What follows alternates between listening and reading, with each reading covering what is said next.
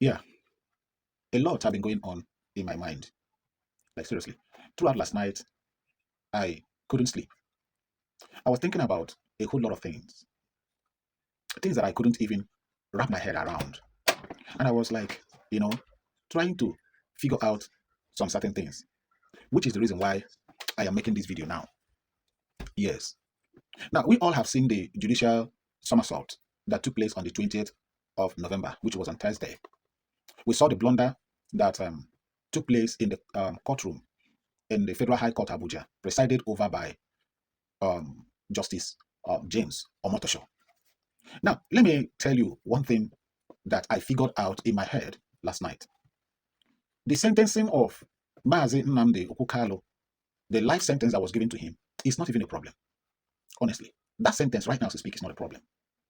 Where the major problem is now, which I believe nobody is seeing, or probably nobody is thinking or talking about, is the transfer from Abuja to Sokoto. Get this point very straight, very correct rather. This transfer from Abuja to Sokoto is even worse than when he is sentenced for buying.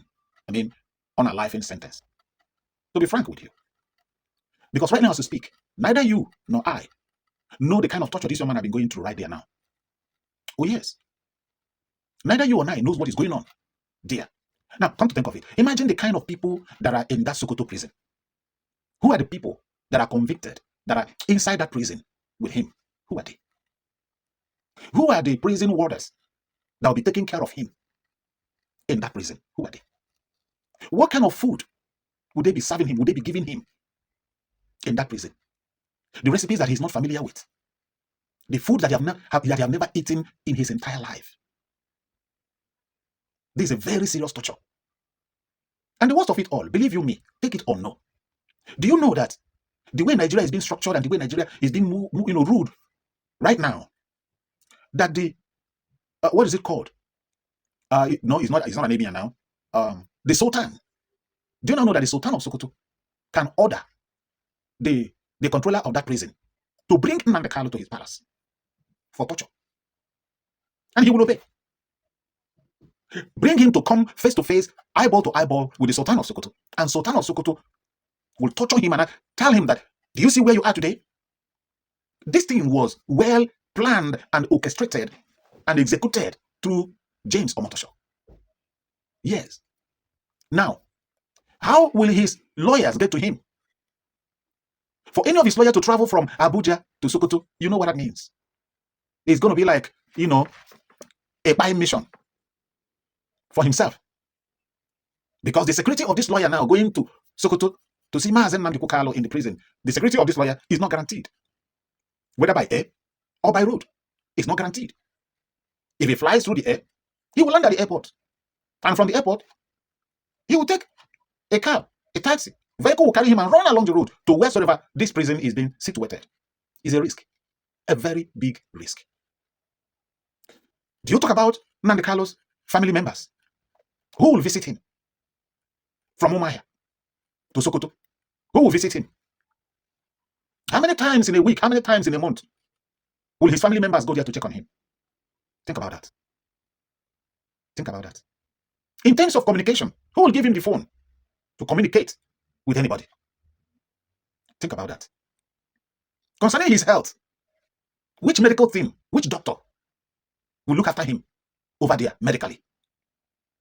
Think about that. They just really want to torture this innocent man. They just want to torture him to buy. Yes. And now they'll have an opportunity to make mockery of him, try to test his strength again by bringing before him some documents to sign if he really wants to be released, if he really wants his freedom. They will really want to force him to, soft pedal or compromise. They will want him to compromise if he really wants his freedom. Refusing to do that will gain him more torture and mockery. They will now remind him, probably play back to him some of his steps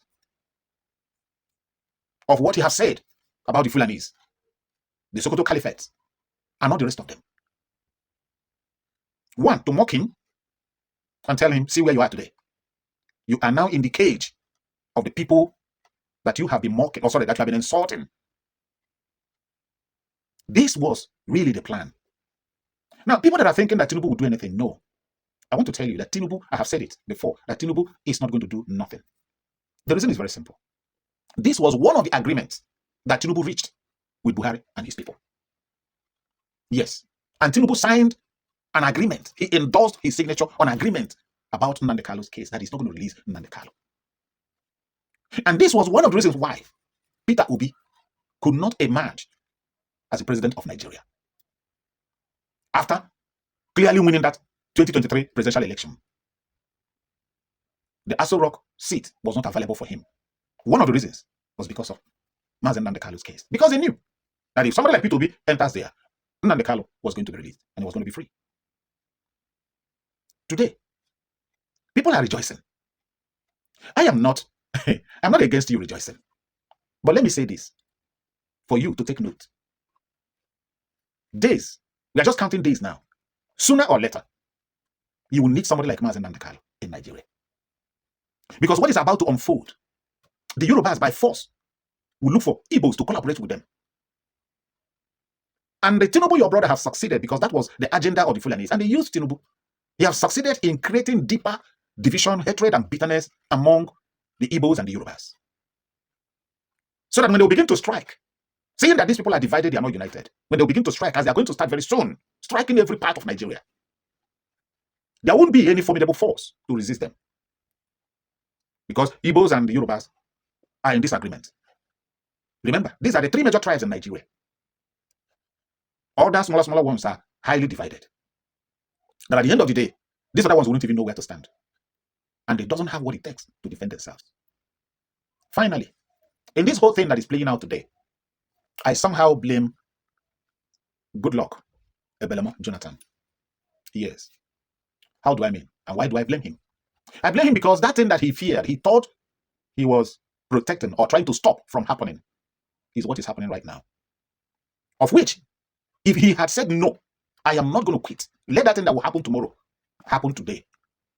If he had stood his ground to say, no, you cannot push me out of office. Whatever thing you want to do, do it. By now, somebody like, what is it called? Asari Tokumbo would have known truly that Nigeria is not for him. Yes. Somebody like him would have known that Nigeria is not for him. They would have known where they belong. They would have known what they believe.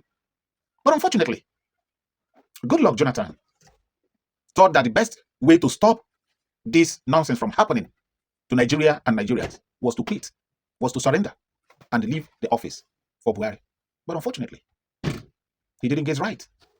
That decision was not for the good of Nigerians today.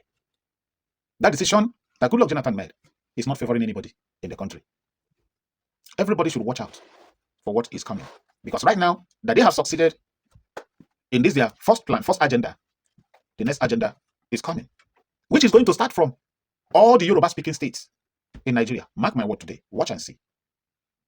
Watch and see. Those of you Igbo men and women that are attacking Mazen Nnamdi Kalu, come to the social media and you are talking rubbish. Wait and see. Just wait and see what is coming.